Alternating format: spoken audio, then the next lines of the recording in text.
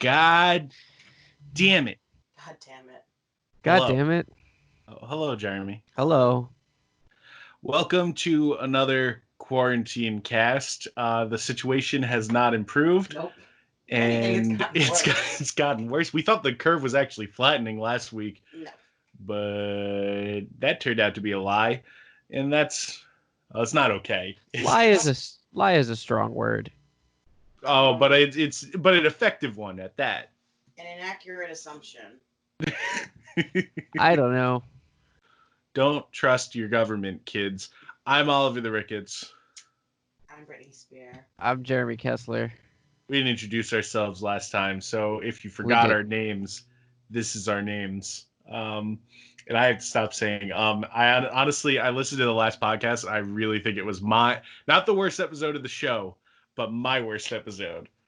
So I do apologize for that. I'll be more conscious about that. Listening to it on audio only is so much different than watching the video. Yeah. Because the video, usually we mix it with the sling, and I'm distracted by the production quality. Right. What do you mean? Nothing. I'm distracted. I just seemed like a nice little brag about how nice it is that you make it look. Oh, it is. I do make it look nice, though. Everybody agrees. Everybody knows. Yep. But listening to it with audio only, everybody's got little ticks with what they say, and all of mine bother me. So, as the person who edits the audio, yeah, everyone's got their own. This is why Jeremy actually hates me passionately. And what are our ticks? Yeah, Jeremy, what do I do that bothers you? If I've pointed it out to you before, that it's a problem that needs to be fixed. If I haven't pointed it out, then there's no reason to bring it up. How diplomatic of you. By the way, you promised me last time that you would wear a top hat during the show at some point, and you didn't. Ooh. Oh, fuck. And Jeremy fell to his death. Oh, and if you're listening, he's got a top hat now over his headphones. Yes. And it's very Abraham Lincoln of you. Very Easter appropriate. Fuck. Well, the dream is dead. Honestly. Like Brendan Urie in the Fall Out Boy music video for A Little Less Sweet 16, A Little More Touch Me. I am dating myself. Fall Out Boy and Brendan Urie have a song together? They don't have a song together. They just have a music video in which a lot of other like punk emo bands are in the music video. Is it like when Katy Perry released Last Friday Night and Rebecca Black was in the video, but she didn't sing on the song? Somewhat, yes. Even though the song says featuring Rebecca Black and she's not on it? I mean, well, she sampled her music, so I guess that's the featuring part. By the way, if anybody is watching this video on YouTube, we're also audio only now on Spotify and Apple Music, as well as you just sent me a bunch of them. Yeah, I just sent you all the platforms we're on. We are now available on Spotify, Apple Podcasts, not Apple Music, also Google Podcasts, Pocket Casts, Radio Podcasts, and Breaker, and we will soon also be on Spotify. We are on Spotify. Not Spotify, I meant SoundCloud. Woo! Woo! So if you wanted to listen to us like a podcast and not like a multicam show, and if that's your preference, or if you're driving and you want to listen to us, now it's available and you can do that. And that's pretty cool. So there's no excuses anymore. We're available. I also want to give a quick shout out to Swap Trap or Swapnil for the cover art. Looks great. And if you have a commission subject that you want done, you can definitely hit him up on Instagram under Swap Trap, I believe. But I'm going to verify that before anything else. This is the best plug he's probably ever received. I don't even know his name. But he did do a really good job. A lot of cool little details in the drawing that I really like. We gave him like a sample to base it off of, and he added a lot of other things that are very nice details that I hadn't thought of. And he was very easy to work with too. We had to make a lot of corrections along the way, and it never felt like I was forcing him to do something. So I really do appreciate that. Follow Swap Trap on Instagram. You can see his artwork, and you can get a commission done yourself. We're even on the Instagram page right there. Oh snap! I didn't know. So I'll leave his info in the description of the YouTube video, and you can definitely go check him out. There's our plug for that. Now that the business is over. Business.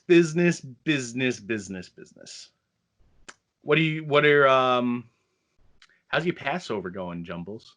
Passover. Yeah, we're recording this right in the middle of Passover. It's actually also Easter Day. Easter It's Sunday. also Easter Easter Sunday, Sunday. yes. The middle of Easter Day. Normally, I'd be at my parents, my aunt's house right now. Actually, when you But asked me to instead- record, you asked me if I was available to record today. I didn't even process that it was Easter until this morning. So, yeah.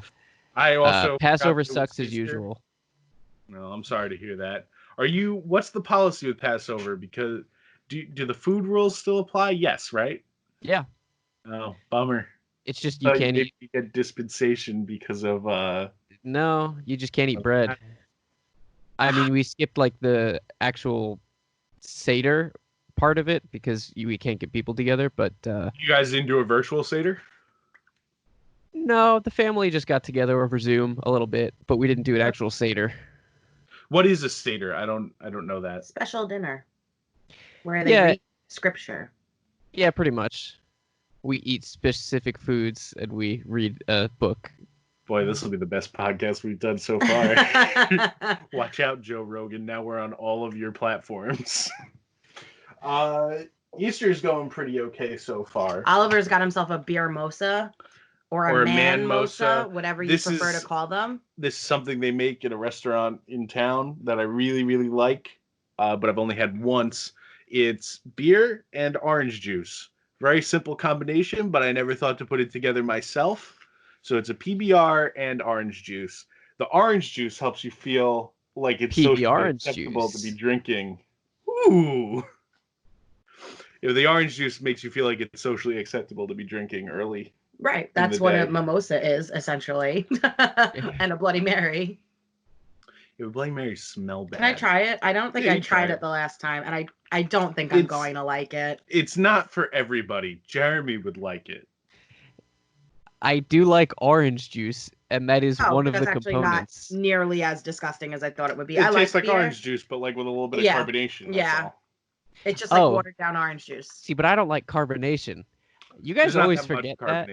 It doesn't matter how much there is. I don't enjoy it. You would like this one. I actually would not have considered that to be carbonated, but I guess. But there's a certain flavor. Oh, I'm sorry. That's okay. I told you last time, Jeremy, this was going to be the wettest podcast we've ever done. Jeremy really doesn't like when I say that. Do you see how his eyes get? No, the light in your room just keeps getting brighter and then dimmer. It's the light is also excited that we're having such a wet podcast.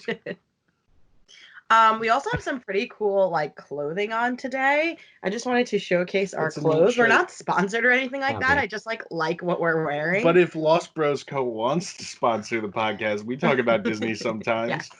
This is the Lost Bros. This is like an exclusive tattoo tee, which was really cool. So and it's based on Jungle Cruise. Yes. The ride at Disney World. Very nice. And then I'm wearing a Slut Whisperer / Kirill Was Here / Kirill original tie-dyed thing, Linda Feingold thing. And the front is like business. And then the back, which says life is hard, party harder. Yes. Life is hard, party harder. And Jeremy's got a cool Batman shirt on. Yeah. I just wanted to take a minute to talk about our clothes because I like them. And I wanted to take a minute to give everybody an update on the G-Force saga. Oh, G-Force. As everybody who listens to the show knows, my younger brother, Theodore, is very excited about G-Force hitting Disney+. Some would argue that it's the only reason that he subscribed to the platform. And he's been planning to have a G-Force watching party since Disney+ debuted. He knew the exact date and time that the movie was going to come out, and he told everybody he knew about it, including us on the podcast. So I wanted to update everybody that G-Force is in fact available now on Disney Plus if you want to watch a movie about Tracy Morgan as a gerbil spy. The tragedy here comes with that the party has been postponed indefinitely until coronavirus is over. Ruining everything. What? It's ruining everything. It really is. This virus the thing's most precious to us. Country. What? things most precious to us, like G-Force. The G-Force watching party hosted by my 17-year-old brother has been canceled. We're sorry if anybody was coming. This virus has taken so much from this country. Yeah, it's a shame. Now G-Force. But if you want to watch G-Force, which, by the way, G-Force is an official sponsor of God Damnit, Hello. No, it's not. It's not. You can't say things like that, I think. Say things like that. It's not. I can say whatever I want. This is America. We've been watching too Not much. true. We've been watching too much Parks and Rec, and Oliver is trying to adopt the Ron Swanson way of living. I can actually say whatever I want. There just might be consequences. Right. Oh, sure. Is that like saying everything is legal if you don't get caught doing it? Correct. Well, that's also true. What defines the law? Being punished? Because then everything is legal if you don't get caught. Yeah, I guess so. I don't know. I disagree. This went to a weird place, I feel. We should always do these while I'm This drinking. went to a very odd place. Well, it's Jeremy's own fault for not being behind the Weddish show, because you know I would have talked about that for a long time. But You Jeremy chose not to talk about it. You instead reacted. You're right. I don't like the phrase, but you were the one that decided not to talk about it. I didn't say not to. I'm trying to be considerate of you, Jeremy. Well, thank you very much. This is what this show is now. There's no news. There's no movies. Right. It's just the mindless ramblings of three quarantined individuals. This should be the moment where we truly come up with segments and start to flourish as a podcast. G-Force was a segment G-Force that we were supposed to discuss. Is an update. You guys just haven't watched the movie yet, so. Oh, okay. I have two things I can talk about. First one, I had my second trivia last night, and Jeremy, you did not come in last place, even though you left early. Just an FYI. Wow.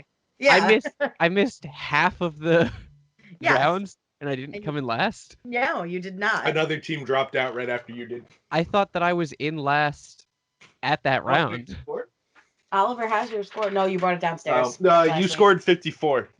54. The winning score was 164. Oh shit, that's right. That's more points than you told me. 67. Yep. I had some jokes that I was proud of. They weren't funny. I just want to point out the question about The Sopranos. Yeah. That it started as a short film. Just talk to Oliver, because I didn't even bother. No.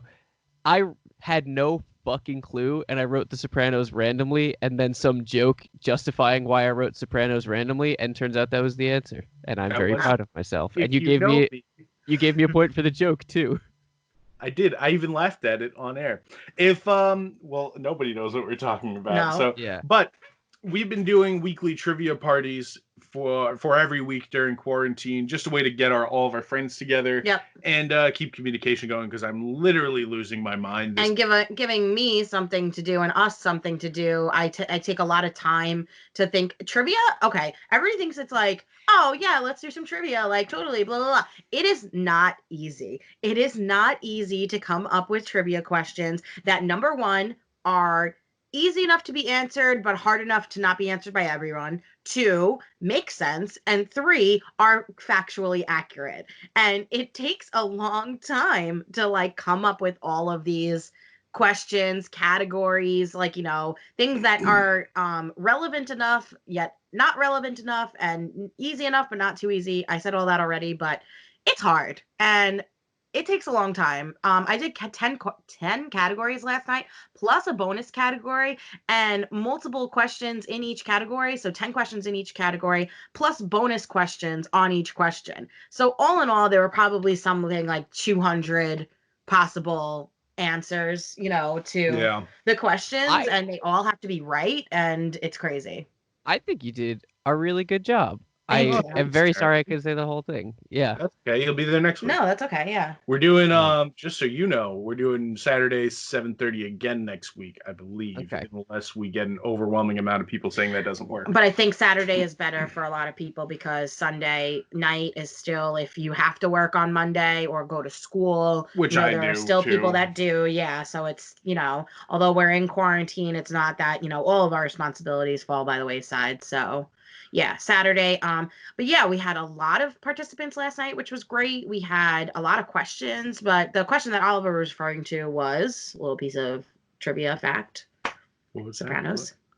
Oh, The Sopranos Sopranos went through a lot of different things before it was a TV show, but it started as a short film about a mobster taking his daughter to college. Then it evolved from there into a feature film about a mobster going to therapy. And the reason that was never made is because it's already a movie called Analyze This. Right. And then from there, it became a series, which is and that short film became episode 5 of the show, which is called, I think, College Road Trips. Just interesting Sopranos. College, actually. College. Yeah. Just interesting Sopranos trivia for everybody. And the joke I wrote was that college is a euphemism for doing crimes. Yes, I actually... Because I didn't know, so I was just making a joke, but I'm very happy. Part of what I like about trivia and like finding the questions and answers myself, and like hopefully I can like translate this to everybody else that's playing, but like even if like you don't know the answers, but like you kind of just like learn something cool, like I don't know, I appreciate stuff like that. Well, that's what's cool about trivia. Yeah. Even like we do a local trivia in our town that is hosted by a guy. He's very much a character. He is very eccentric. He's like an old like Native American / Italian looking guy. Yeah. He's got his own mixtape that he plays every week. Time. And his trivia, he hosts the trivia in like a bar, and the trivia is always so obscure. The first one we did, the topics were foreign foods, Kirk Douglas, yes, presidents, what else? Presidents and dinosaurs, and songs by people with the name Jay. Yeah. Huh. That's a really specific category. And then like he did a Disney trivia, like because they make him do theme nights every now and then.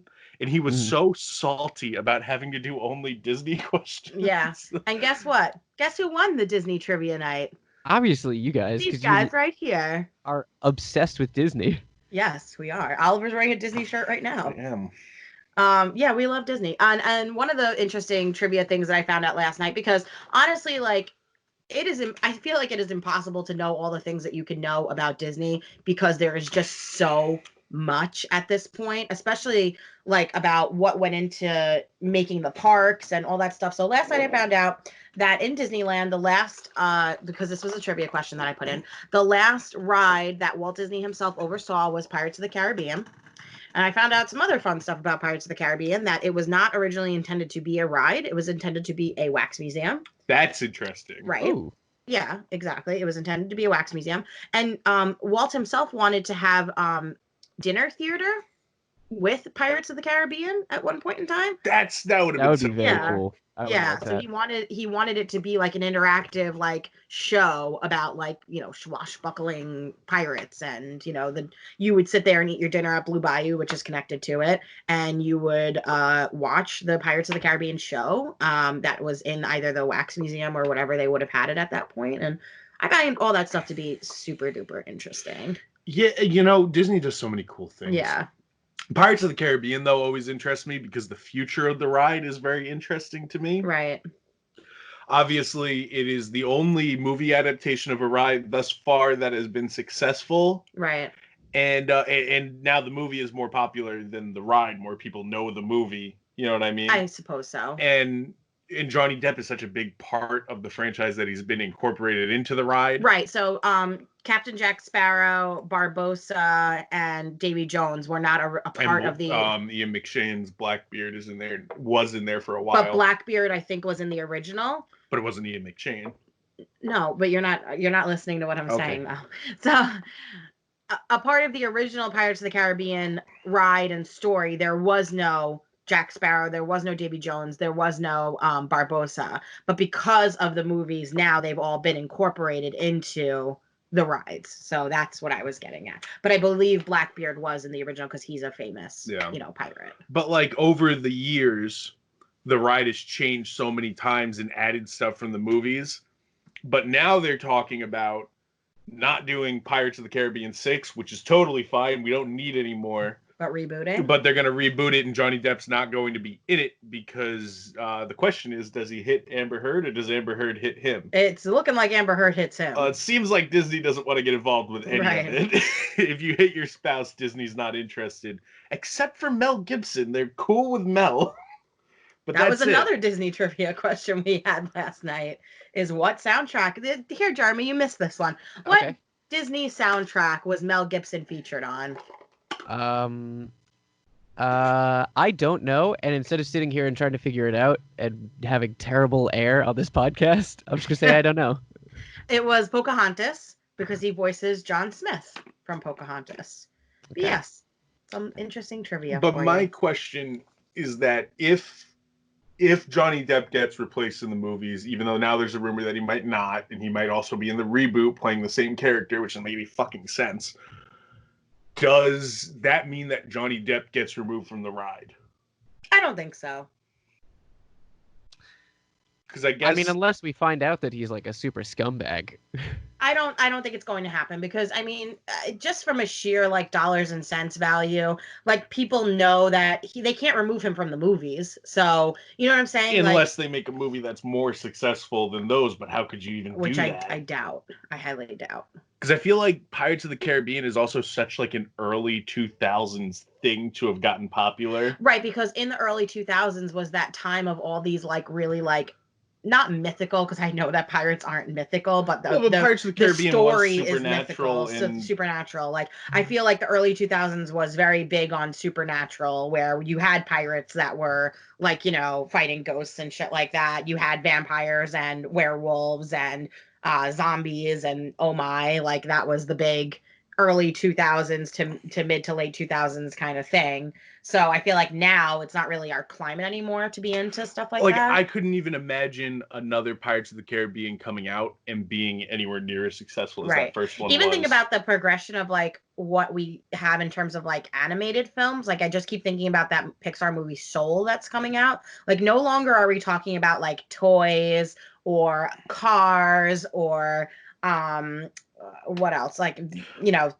Well, Pixar's gotten so philosophical with but that's what I'm saying. So like now it's like, oh, this person, this is a real person. He doesn't, you know, he's not a toy. He's not a car. You know, this is a real person and he dies and this is his soul. So it's like, I just feel like we're definitely going towards like more serious content in our world. What's your guys' read on Soul? How do you think it looks? Because I'm getting mixed things. I am too, but they're saying it's the best Pixar movie ever. So I don't know. I think it looks good. Pixar's been having missteps, but they still have my trust, and you know that I'm a big fan of animated movies. Oh, of course. Onward was fucking amazing, and now that it's available on Disney Plus, I hope that more people watched it. I do too, because that movie was great. Fun. Yeah. But Onward, me and Jeremy have discussed this too. I have my issues with Onward. I don't think it's perfect. No. But it was very fun, and it got such a bad rap at the movies. Yeah. You know, and Coco I thought was delightful. I really, really liked Coco. Coco was wonderful. I think Coco is one of the best Pixar films. That I can put up well, there. just to bring it, because we were talking about Soul, I think that the fact that he's a musician is like, I don't know, we've done stories about musicians before in Pixar movies. He could have been something else. Although I guess and we've done stories about emotions being tied into soul music is like, that's neat, I guess. But we could have had him be passionate about something else, I guess. To me, I don't know why, and I know that it's not the same, but to me, for whatever reason, I was getting very heavy Wreck-It Ralph vibes from the trailer. And I know that that's like a weird thing to say because they're obviously like not at all similar, but it's like he meets a younger soul that needs guidance, that, you know, doesn't understand why certain things are the way that they are. And you know, like, to me, that was very much the same story as Wreck-It Ralph, except you're in a video game in one and you're in like this ether world in another. Missed what you guys were saying because I heard them trying to heard them. I was just saying, no problem. So I was just saying that I felt that it was very much like Wreck-It Ralph in the premise, in that I mean, I only from what I saw from the trailer, so I can't really like speak too much to it, but it seems like it's like you got somebody who wants to make a change in their life, and then like a younger somebody who doesn't understand why things are the way that they are and why they can't just do the things that the way that they want to do them. And, you know, it's very much like, I feel like the story is something I've seen before, and I saw it in Wreck-It Ralph, and I don't like Wreck-It Ralph. So, I mean, and that's just me, but it was like, instead of being in a video game this time, now we're in like this ethereal, you know, world or whatever. And I just don't know. I'm not saying that it's going to be bad, and I'm sure I'm going to go, and I'm sure I'm going to feel something, and I'm sure I'm going to like it. But I'm just saying, like, I think that the story is a little overdone at this point. It reminds me of Coco and Inside Out. You know, the emotions remind me very much of the Soul characters that are running around in the trailer. Right. And then the music, like you were saying, reminds me of Coco. You know, so there's reason to be nervous that it's going to be a retread, but even if it is a retread, I think those are two of the better Pixar films, in my opinion. Right. I've placed those two movies very high. So, you know, seeing them do it again, all right, I'm down with it, you know, like... Yeah. Currently, all the movies that we've said it reminds us of, like, are movies that I really like. So, it, like, I guess a mashup of them is not going to be the worst thing in the world, but I just wish it could have been more original. I hope, though, but the movie's not out, so you know, like Onward, I feel like is getting a bad rap because you have a studio that knocks it out of the park more often than they don't. Right. And when you're like that, people judge your failures much harder than your successes. And it's not a failure, though. That's the thing. Right. Well, financially, it's a big flop for them, but that's not their fault even. Right. You know. Right. But it's even like the shortcomings of Onward are things that like the general movie going public, I don't think cares about. Right. We've discussed it many times that like there are Pixar movies that respect the world that the movie is built in so heavily. Like Monsters Inc. is in a world that's built for monsters. Right. You know, and there are rules of each world that work. And then you have movies like Cars that Oliver has an inherent issue with. I think Cars is much more egregious. Like we said that Onward kind of has this issue, and Cars is much more egregious. There's a ladder in Cars. There are martini glasses. There's a school bus. I don't even understand. Who gets on the school bus? I don't even understand the point of having, and this is going to sound way out of left field here, but I don't even understand the point of having gas stations in If cars. the cars are living things. If the cars are, not even that they're living things, but then wouldn't gas just be their food? And then wouldn't that be a restaurant? But in Cars, they get the gas in little cans and they sip it like a milkshake. Okay, that's fine. That makes much more sense to me. But you wouldn't have a regular gas station that you'd be fueling up as if a person was fueling a car. If that's your food and that's your fuel, then you would have it as a restaurant. Would you not? You would have it as something more ceremonial, like than just like. As the vibe in the first movie, I assumed it was supposed to be a restaurant. The rules are never consistent, though. Right. Yeah, that's the big problem. You know, and Cars is the worst one as far as that goes. And I even like the first Cars. I don't like any of them. But freaking. I like Life as a Highway. I like to listen to Life as a Highway. I love Cars Land in Disney California Adventure. Cool. That place was awesome. I loved all that. And I loved the aesthetic, but I don't like the movie. But Onward struggles with the same issue, just not as bad. Because there's definite clear attempts at world building in Onward. But then there's little things that like they abandon the world building because it's a joke. You know? Like what? Like the centaur. Well, you have a lot of different characters that are various shapes and sizes living in this world. Why wouldn't the centaur character have a car that fits his body? Why does he struggle to get out of his car because he doesn't fit in it? Right. Why would they build a car that small? You know what I mean? Or the Pixies we've talked about also, like the Pixies ride around on those big bikes. And the joke is that like so many of them have to operate the bike. But why wouldn't they just have little bikes? You know, it would be the issue that I have.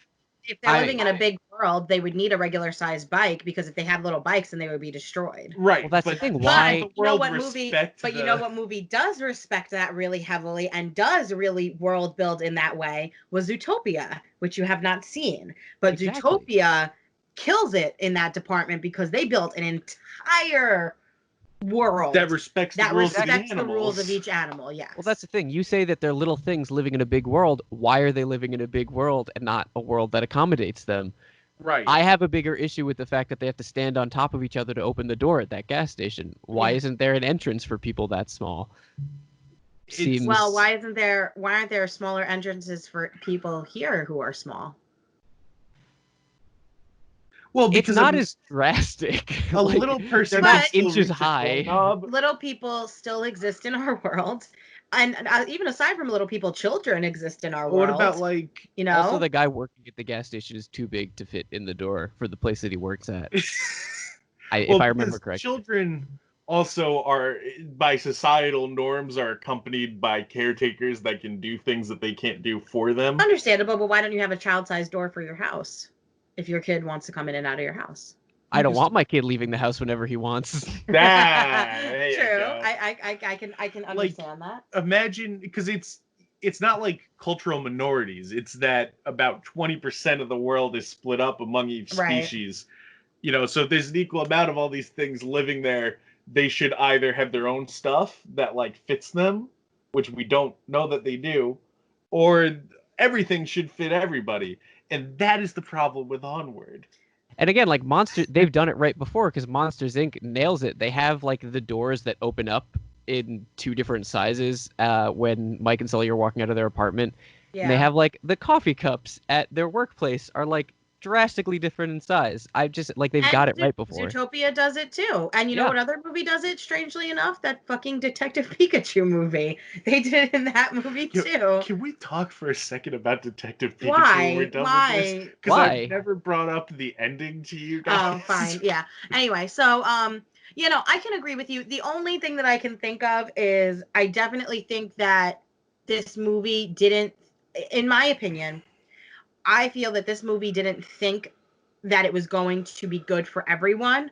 Therefore, they created a lot of what they felt were comedic elements. And it's, you know, they think it's funny to see little fairies, you know, and I think it's funny to an extent stand on each other to open a door, or it's funny to see a centaur have trouble get in and out of his car, like to children, you know, like stuff like that is funny. Disproportionate sizes is funny for kids and for dumb adults. Well, so it's, you know, that's why they put stuff like that in there, because it's like, okay, if we don't think that the movie is strong enough, and maybe they didn't, I don't know, but I'm saying, like, if they're not thinking that the movie is strong enough and they want to add comedy into it, then you would situationally make these things, these obstacles that would then create comedy. My main thing though is like, because I have trouble when you sacrifice something that should be story-wise. I'm not saying it's right. I'm just saying that's I think the thought process. Yeah. I just have trouble when you sacrifice stuff for cheap laughs when the movie is already strong and funny on its own. I agree. Yeah, because I didn't need any of that. You know,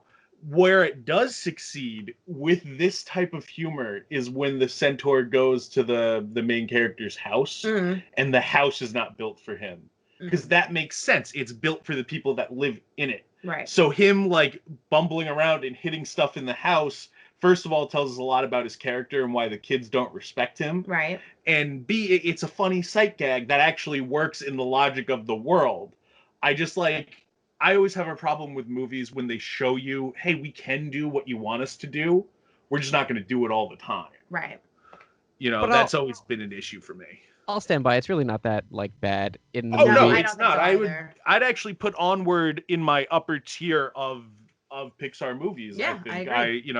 I like that fantasy stuff. I like D&D, and I loved it. It had a solid D&D campaign right in the middle of the movie, and it wasn't so and I don't want to use the word again, but it wasn't so egregious that, like, if you don't like D&D, or if you've never played D&D, that you were not like, oh, I don't understand what's happening. It was just fantasy enough that, you know, you could still get behind it. And then there was heart between the characters. There was a whole different storyline happening, you know, that was the mother trying to protect her sons, the boys trying to get along with one another, and then them also on this quest at the same time. So, and I would say there were a lot of good elements to the movie. I really enjoyed it. And I also really like faceless characters, like the pants thing. Oh yeah. You know, Oliver wants to be the pants for Halloween.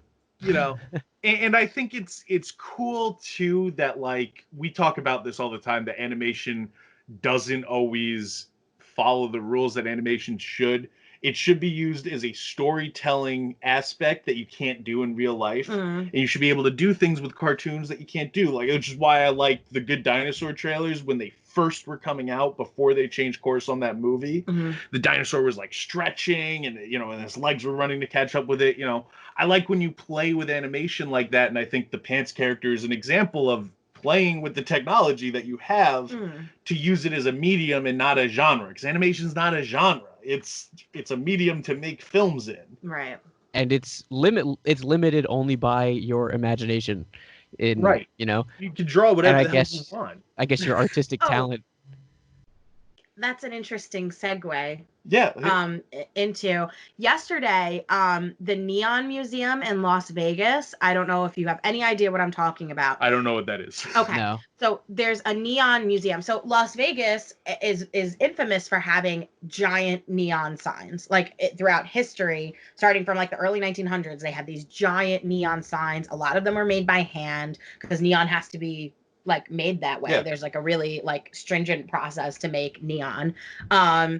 And yesterday, the Neon Museum in Las Vegas, which I really love Las Vegas. I've been there a bunch of times. We used to vacation there as a kid. And neither of us have ever been. Yeah, it's cool. Right, though. It's a cool place to go. Been. I have never been. Why did it feel like you were testing me when you said that? I was there a little less than a year ago, actually. But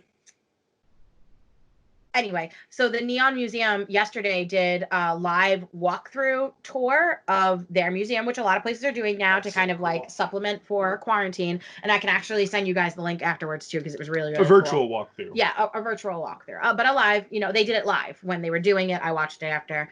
But yeah, it was really cool. So they go through the entire boneyard, they call it, of all the old neon signs, and they're telling you all the history of the neon signs. But the reason that they did this was because Tim Burton put his art on display in this neon museum, which is the first time that his art has ever been in an exhibit. That's cool. Yes, which I thought was really, really super cool, because Tim Burton had a book in the 80s, I believe, and he pulled a lot of his characters from that, and they actually turned them into real sculptures. I have the book. Yeah, they turned him into real sculptures. They made his own neon sign for Lost Vegas instead of Las Vegas. So he did a whole Las Vegas thing, and he gave all his characters sort of like their own Las Vegas backstory, which I found really, really interesting. So this was all intermittent between all these giant real neon signs from Las Vegas, which was really, really cool.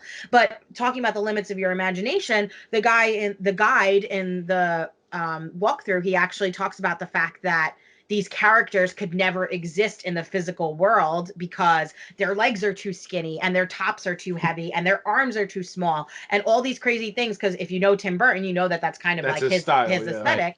But they created these sculptures and these statues and these figures based off of his artwork, and it was just really cool to see them. And that's just what that reminded me of, you know, the limits of your imagination. And it's like they took this the first time his art, they said that Tim Burton had approached them in 2008 about establishing this exhibit, and this is the first time his art has like been on actual display, like meaning it was curated by him himself. That's so cool. Yeah, which was really, really cool. And I loved it. It was like a 35-minute walkthrough, and I think everybody should watch it because it was just history on Las Vegas, history on Tim Burton, seeing his characters. I'll put the link in the description. Absolutely, it was really, really cool. But you know, the thing is, like, Tim Burton is such a good artist. Like, I don't think he's a great filmmaker. I think predominantly his main talent is character design. I think his much later movies, like the more recent ones, have been absolute dog shit. Right, well, but the early ones, his 80s and 90s stuff, is much, much better. The best Tim Burton stuff is when he gets to indulge in what he's good at, which is, you know, like Batman Returns. Making 3 Alice in Wonderland movies doesn't scream Tim Burton to me. It's just. But Batman Returns, like, you know, it gets a lot of flack because it's not predominantly, like, its first concern is not being a Batman movie. Right. But the reason I love that movie is because it's such a twist on characters that I knew and grew up reading comic books about. Mm-hmm. He would do the one with the Penguin. And, well, he did the first Batman, but that's a studio movie. Gotcha. You know, that he didn't have a lot of free realm to play. Right. You know, I love when Tim Burton is able to just do Tim Burton things. It's just that sometimes those things interfere with a studio produced movie. You know. Mm-hmm. I was going somewhere with this, but Who knows? Tim Burton's older movies, and that not all of his movies are great. Oh, have you guys ever seen Tim Burton's house? No. Okay, so there's a documentary on. So in the era of Tim Burton's Batman, there was a Superman movie that they wanted to get off the ground called Superman Lives. Okay. The movie was going to star Nicolas Cage as Superman, and it is straight up bizarre. There's let's put up the picture of Nick Cage in the Superman test gear if we can. That's a really famous photo from the movie. Sure, yeah. The movie never happened. It went through a bunch of rewriters. Kevin Smith wrote a draft of it. Tim Burton was going to be the main director. Then J.J. Abrams was going to do it, which I still to this day I would kill to see a J.J. Abrams Superman movie. I think that meshes so well. Mm-hmm. But Tim Burton. So a documentary got made about this movie because for better or worse, it would have been an interesting movie to see. Right. So a guy called John Schnepp, who actually died recently, made a documentary called The Death of Superman Lives, What Happened. Okay. And in it, he interviews everybody who had a piece of the movie. And the Tim Burton section is fascinating because he goes to Tim Burton's house, and like a lot of the documentary is him walking the grounds and seeing like these statues of Tim Burton's drawings. Like the house itself looks like a Tim Burton drawing, and it's so like Gothic inspired, and everything in there you could tell it's not made for living in. Right. It's made to be an art piece. Right. And then he's sitting with Tim Burton, and John Schnepp was this like big, like fat guy, like very sweaty. He never combed his hair. He was like a bro, Okay. And then he's sitting across from Tim Burton, who's wearing this long overcoat, and he has the Edward Scissorhands hairdo, and he's sitting like this with his hand up, and it's the most jarring contrast, but like a literal stroke of brilliance for a documentary filmmaker to frame everything that way. And just such a cool look at like Tim Burton's world. Right. I think I've seen part of that documentary. It's a good thing. I still own it. I think it's a cool thing to watch. It's about an hour and a half. It. Yeah. I bought it because I was a big fan of John Schnepp. He was he was a film pundit, but he was also like very into like comic books and comic book lore. So he was a cool guy to watch. Right, sure. But I like real life characters like that who just appear to be larger than life. Which is what Tim Burton is. Even though I don't like some of his movies, and even when I think they have potential, he's a brilliant man. I mean, it's very clear that the things that his mind have created have never been thought of in the way that he thinks of them, which is, in my opinion, brilliant. But and it's like Quentin Tarantino. It's like you have somebody who clearly this man is predominantly an artist, right? And sometimes they found a way to mainstream that and profit from it, right, because most artists cannot. Even when sometimes they would do better to compromise some of that stuff, the art literally gets in the way of their success sometimes. Right. That's just so interesting. Yeah. I don't know, man. You got guys like Martin Scorsese who've been making the same movie. Like, I gotta say, I'm really like falling off the Scorsese train. It's very sad. He's my favorite filmmaker. I'm sorry to hear that. I'm just thinking about, I didn't like that movie that he did with Andrew Garfield and Liam Neeson. It was called Silence. Oh, nobody saw it. It was called Silence. It's a beautiful looking movie, but it's very boring. And then The Irishman, like, should have been a movie made for me, Right. I'm just hoping he knocks it out of the park with this next one, because he's going to have De Niro and DiCaprio. And DiCaprio, yeah. And, like, people reading Scorsese stuff that have acted in something that's not a Scorsese movie in the past couple of years, it works. Right. Those are just my obscure thoughts on filmmakers and artists. It's nice that they're getting streamed into this podcast as opposed to when they just get machine gun shot at me throughout various points in our day. Now that it's all been said. Yes, to which it's out. We'll be like, playing a game together, like, or watching a show, and Oliver will just turn to me and be like, so do you think the next movie by Martin Scorsese starring Leonardo DiCaprio and Robert De Niro is actually going to like be good? Because like, The Irishman was supposed to be good, and there just be these like really like DBQ style questions that I'm supposed to then answer at 2:30 in the morning. Yes. That I don't have the brain capacity to do. Well, if we just had me mic'd up all the time. Yeah. that's a lot of people, I think, like The Irishman, right?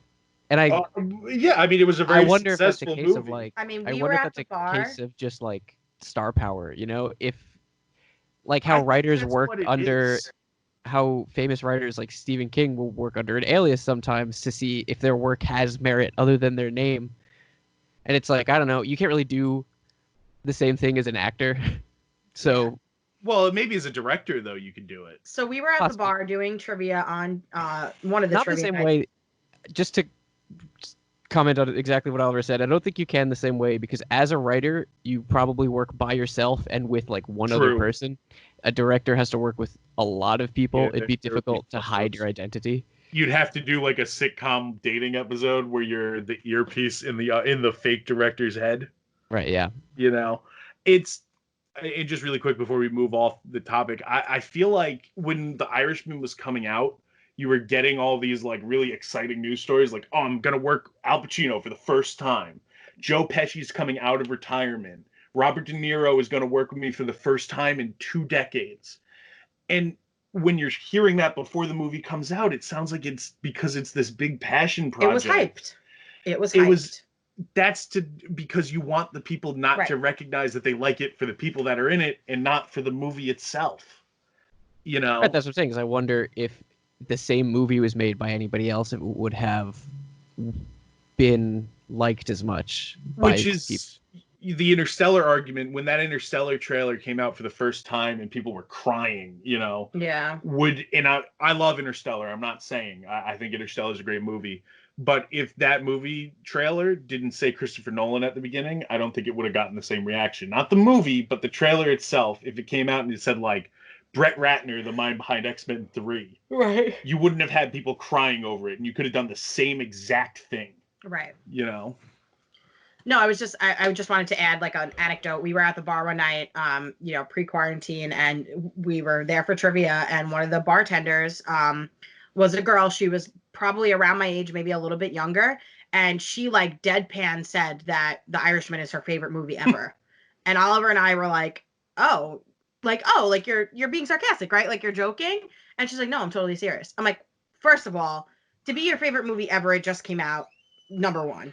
I was like, number two. Well, you gotta have a grace period. Yeah, there needs to be a grace period. Number two, that movie was not good. I mean, like, even if you really look, I'm saying, you love mobster movies, you're a Martin Scorsese fan, like, you know, all these things, like we have all of these things that should have been your perfect movie. You are an Irishman yourself, right? You know, all these things, and you didn't even really like it all that much. So for this random girl who's a bartender, probably about my age, maybe a little bit younger, I don't know. I don't believe it. She's not allowed to like I mean, she's allowed to like it, but it's an interesting. It's strange. Hype Very. is a weird thing. Yeah. I was talking to this guy I know back when the Oscars were happening, and we were talking about what our picks were for certain awards, and we didn't make our Oscars prediction. Our Oscar predictions podcast didn't end up coming out because the audio got corrupted. Right. But the thing I said about Al Pacino getting Best Supporting, right? That's what he was up for. Was that the movie was so not good to me that I can't associate even his acting within that movie, which everyone says is very good. I can't associate it with something that I like, so I don't enjoy his performance. Well, I'm even of the camp that I like Al Pacino in that movie. In fact, every time they would take him away, I'd be like, no, bring him back. He's the part of the movie that I'm here to see. That's entertaining still. Right. But even that, it's like, being the strongest part of a bad movie is a hard thing to do. Right. But it doesn't make the movie award winning. No. But I was talking to this. I'm with Jeremy that, like, if I don't like the movie, it's very hard for me to find things about it, like pieces of it that are enjoyable. If I'm just like not on board, then I'm just like not on board. You know, like I can understand the merit, but it doesn't mean that I'm going to go and say like, yeah, that still deserves Best Supporting Role, even though the movie was dog shit. But I was talking to this guy and I was explaining like that's why I didn't think he deserved Best Supporting Actor. And this guy was like, oh, but he was fantastic. And he just started quoting lines at me. And I was like, yeah, I guess those are lines from this movie. Yeah, he said those things. Right. That can't change my opinion, though. Well, you told me an interesting story when Venom came out that feeds into this. Because, I mean, obviously everybody here hates that movie. Yep. But the Venom movie was extremely well received. And I'm not going to jump into why it's bad. I'm just going to say it wasn't a good movie, but I think there were a ton of people who had been pining for a fucking Venom movie, you know, and not comic book people, just like people who had seen the character and thought it looked cool. Right. You know, who really wanted a Venom movie, and it didn't matter what that movie looked like or what was in the movie. They just wanted to see it. So when the movie came out and Jeremy and I were very much on the train of like, no, fuck this movie, Jeremy talked to a guy at school who told him, no, I love Venom. Number one, the action. And that to me, it's like, there is no action in Venom. You can't see any of the action. Yeah. There are 2 action sequences. One of them, there's too much smoke to be able to see what's happening. Right. Intentionally. Right. And the other one is 2 pieces of goo mushing together. That you So can't that tell to me- apart on a very dark background. Right. So that to me just screams somebody who needs something quick to say about the movie to justify why they like it. And I'm not saying you're not allowed to like it. I'm just saying. But like to me the and please, if you like these movies, please don't think that I think less of you, even though it might sound like I'm about to say that I do. But the type of people who like Venom are the same type of people who like Fast and the Furious, who think that like 10 of those movies coming out is like the greatest thing to ever happen to cinema. You know, like, I understand you want to enjoy the movie that you're seeing and you want to have fun with it. And I'm totally behind that. I have done plenty of ride home reviews where I say, this is not Oscar worthy, but I had fun. Like, case in point, the Zombieland movie, like the Zombieland 2 movie, like that movie was terrible, but it was fun for me and I still enjoyed it fine.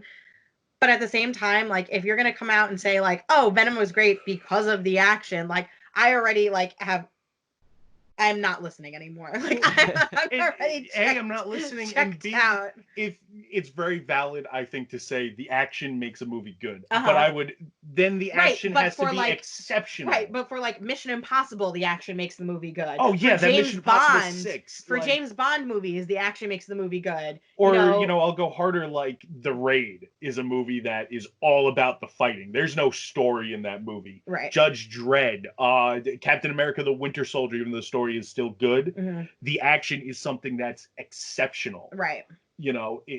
Venom, at best, is a middle-of-the-road PG-13 action movie. Right.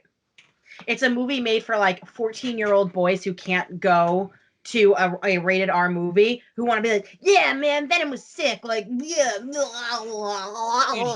guy's like, head off. Yeah. Bit his head off. Bit his head off, man. We didn't see it, but I bet it was bloody. Yeah, it's like, that's... Like, it's literally a movie where anytime there is going to be action, the camera cuts away. Right. So take my feelings of Spider-Man out of it. If Venom was a new character, I still wouldn't have liked the movie. Right. I don't want to talk about Venom anymore. Okay. What we could talk about, do we want to start, we talked about last episode. Do we want to start? Do you have a recommendation? Because I didn't do it. Oh. Okay. You said last week you had something. I did, but I forgot. Are we okay? Is it a book recommendation? Right. It is any form of media. Okay. Jeremy, what's yours? Preferably a media that like can be consumed by the next time. Yes. Obviously, like a book, be like, oh, like the first 2 chapters, not, Mm-hmm. So before we get into it, this is a segment that we want to call Book Club. What's going to happen is every week, one person from us is going to come here with a piece of media that they feel the other 2 should consume. I have a recommendation. Oh, and it will go into Jeremy's going to go first, but it'll go into something we discussed the other night. And I'll let you boys. And Jeremy, I don't know where you stand on this, so you'll have to tell me, and then that'll then determine what you do. Well, before we actually like say anything, because this isn't a real version of the segment, because the point is to like come back and like talk about the movie. Well, this is the first recommendation, and then the segment will be next week when we review it. No, I know. But just so that we can pretend it's a segment, I want to set some ground rules. Go ahead. You are not allowed to bring cats to the table. I will also veto That's My Boy. Fine. Okay. I mean, I just generally have a list of movies that I refuse to watch, and I think that's the only one that you would suggest, so that's it. And I'm gonna veto hardcore anime. Agreed. I'm not saying anything made in Japan. I'm not saying even stuff in a different language. But you wouldn't recommend that stuff to me anyway because you know that I'm not going to watch it. Well, to use Promare, I never would have asked you to see it with me if I knew that's what the movie was. I will heavily consider the fact that you guys don't really enjoy anime before I consider suggesting an anime. Right. I mean, I watched Cowboy Bebop. I would consider watching Totoro. Right, I would watch Totoro. Oh, I would watch Spirited Away. Yeah, any Miyazaki. I mean, I haven't seen any of them. That was part of like any Miyazaki, except that I haven't seen him. Well, that's the thing is like another thing that in my mind I wanted to use this segment for was like, let's give me an excuse to watch a movie I've always wanted to watch. So I'll suggest to you something I've never seen. Oh, so you have to have seen the thing. Right. Okay, fine. Yeah, that's the point, isn't it? Yeah. Okay. Sure. Go ahead, Jeremy. I want to hear what yours is. Or do you have more rules for me to make this less fun? No, that was it. I really just wanted to say that you're not allowed to give me cats. Okay, so now are we all three going to do it, or is it going to be one a week? Because that was the real thing that I wanted to discuss. Is like I always imagined this being as one thing a week. Oh, okay. That's fine. So then you can go. But if we each want to bring something, we can do that. If we all three want to do something, I have one that I've wanted Jeremy to watch for a long time, and I think he'd also get a kick out of. Cool. So let's all three do one. Yeah, sounds good. Jeremy starts though, because I want to hear his well thought out one first. I want to do a Korean movie. What? No, Why? go ahead. I'm kidding. It's not anime. It's called The Beauty Inside. That's what it's called. It's about a guy who every time he wakes up, he's in a different body, essentially. Oh, so one day. I don't know that movie. We saw it in the theater on that snow day. Maybe better than one day. Okay. Anyway. Cool. It's a movie I watched. It's called what? It's called The Beauty Inside. It's a movie I watched with my friend like years ago. And just been thinking about it a lot lately, and I think I really like it. So, is it a feature-length film? Yeah. Oh, okay. Cool. Is it not that it matters, but is it in Korean? Yes, it's in Korean. Okay, so I actually I can't put it on in the background. That's fine. Cool. What's yours? Okay, so. But again, I haven't watched it in a long time, so if we end up watching it and hating it, I guess then my memory is more fond of it than the movie, but we'll see. So there is a book version of my recommendation, and there is a movie version of my recommendation. So if you haven't seen the movies, I would suggest watching one of them. But if you have seen the movies and you haven't read the book, then I would suggest reading the first couple chapters of the book. And that, my dear friends, is Twilight. And what a curveball. And it's like I'm not coming at this from like the typical like, oh, girls love Twilight kind of thing, but I'm coming at it from I just particularly really enjoy them, and I think that they get a bad rep, especially the books. Jeremy, have you seen the movie or read the book? I have not. I mean, I was like a boy when that stuff was being made. And I know it's like the not fun really thing to do your was generation. like, yeah. No. Well, that's what I'm saying. It's like the fun thing to do is be like, oh, Twilight's the worst thing that's ever been made. Yeah. And I recognize that's as an adult, I recognize that's stupid. But of course, when it was coming out, I avoided it because that was the stupid thing that boys did. Right. So I'll let you choose then if you want to watch the first Twilight movie or if you want to read some of the book. But you know what? For this, let's do the movie first because I have legitimate points about the movie. Fine, we could do the movie. And we can read the book. Well, the real thing is that I can't go buy a book right now. And I could find the movie online somewhere. So fair enough. But I'd like to eventually have all of us watch all of them. So I would like to get there at some point in time. Okay. And I'll throw in one because it is one collective story, although it is broken up. Right. That's what I mean by like it is unreasonable for you to ask me to watch the entire Twilight series before the next episode. No, I'm just asking for the first one. Yeah. And the first one's like only like an hour and 30 minutes. It's really not that long. All right, I've got one. So Ryan Johnson is a really controversial filmmaker. This is a movie that I've wanted to recommend to Jeremy for a long time. But I think is it Rise of Skywalker? No, yes, it's actually it's Last Jedi. Not a lot of people have heard of it. So no. Ryan Johnson obviously now is a controversial filmmaker because he made an unpopular Star Wars movie, and that's horseshit because Ryan Johnson is a literal auteur of making movies. Also, that's a good movie. Oh, it is a good movie, but we won't get into Last Jedi. Oh yeah, that's the best one of the new three. But anyhow, I'll say that Ryan Johnson on every level understands how to write a script and make it work. Right. With movies like Looper, Knives Out, and this one that I'm going to recommend right now features a very young Joseph Gordon-Levitt in high school. But the movie is written to be an old school crime noir murder mystery, and the movie is Brick. And it is a cool movie. One of you should watch it before next week, and we will. We will. The idea is that everyone watches it before next week. I will also say it's even you, Oliver. Oh, I will watch that. Yeah, and you're gonna watch Twilight again too. I'll watch Twilight again. Okay. That's fine. That's the idea. I'll say Brick is extremely dark, but if you can get past that, it is a fun movie to watch with with exceptional filmmaking. I've never seen a movie shot quite like it. Okay. And it's a movie that has a gimmick but works past its gimmick to make something really entertaining. And I just want to go back on the record and say that I don't want these movies to be judged by it's not about that. It's not about by like what Jeremy was saying, by thinking that already going into it thinking it's the worst movie ever. I'm gonna do my best to have an open mind. Right. There is a lot, like, it is very melodramatic. The acting is not great. Again, mid 2000s, like, this is what we were doing at that time. But try to have an open mind. I'm it's really a good story. I'm acting like I'm annoyed that I have to watch Twilight, but I'm not actually annoyed. It's just for the camera that I'm like, Jeremy, you are not my concern even at this point. It is mostly Oliver. But I've said before, it's not the concept of Twilight that I write off. It's from a technical standpoint, but we can talk about that next week. Right, but there are other movies that you enjoy from a technical standpoint are not great. So the substance and the source material has to overcome the technical distractions that I have.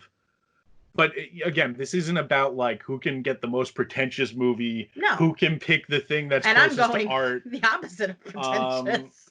I just want it's just something that's interesting and to bring back old stuff that is cool to talk about, and that maybe other people haven't seen.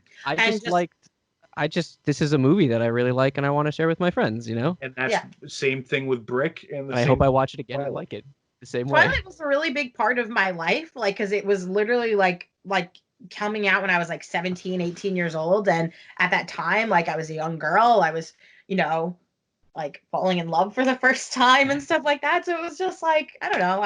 I liked it. It meant a lot to me. It is worth mentioning here as well that we probably have 2 weeks to do this because we do possibly have guests next week. Okay. Oh, true. Yeah. We're not going to make our guests watch these things, obviously. No. And if we do have a guest next week, then maybe we can discuss amongst ourselves and update our viewers. Or we'll do a special half-hour show and do this. Yeah, that's a good idea. That's a good during idea. the week. That works. That's what we'll do. That works for me. We ready to sign off, guys? Yeah, we can sign off. Yeah, I'm good to go. How long have we been going for? About a while. An hour and 6 minutes, but some of it has to be cut out because we got interrupted and stuff. Cool. I think this is a good show. Yeah, guys. I agree. Please watch that Neon Museum video because it's only like a half hour, but it's really, really cool. Like, that's my last. And I don't know why I'm plugging it. I gained nothing from it. I just really liked it. Yeah. I mean, that's the point of doing this. Talk about cool shit. Yeah. There's my artistic pick for book club, and my other pick is Twilight. Anyway. Well, it could be that. Yeah. Whatever. Yeah, I mean, that's what I want the podcast to be, is just friends talking about things, and it's a very casual, relaxed type of thing. Yep. In that sense. And on that note, I'm going to go have a casual, relaxed Easter. Yep. I hope that Jeremy does the same, not eating bread. Yeah. Fuck bread, am I right? Yeah, fuck bread. Bread's in everything. We're having I know. Ooh. Yeah. Good Anyway, riddance. if there are any Jews watching, I want to give a suggestion. Gluten-free matzah tastes 10 times better than regular matzah. Nice. Is that your recommendation for book club? Yeah. Can you have Ezekiel bread? Say that again? Can you have Ezekiel bread? I don't really. I don't think it is. I don't Ezekiel bread. Not really sure what that is, so I won't say yes or no. Like a Jewish bread. It's an interesting thing to eat. Yeah. EzekielBread.com? Why was that what came up when I looked up Ezekiel bread? That was weird. They have a whole website. Anyway, good riddance to you. Good riddance to you.